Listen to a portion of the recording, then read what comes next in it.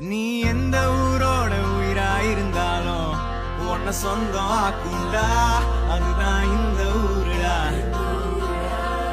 எங்க பீச்சு காத்து மேல பட்டா போதுண்டா, உனக்கு நல்ல ராசிடா, இனி நீ சென்னை வாசிடா.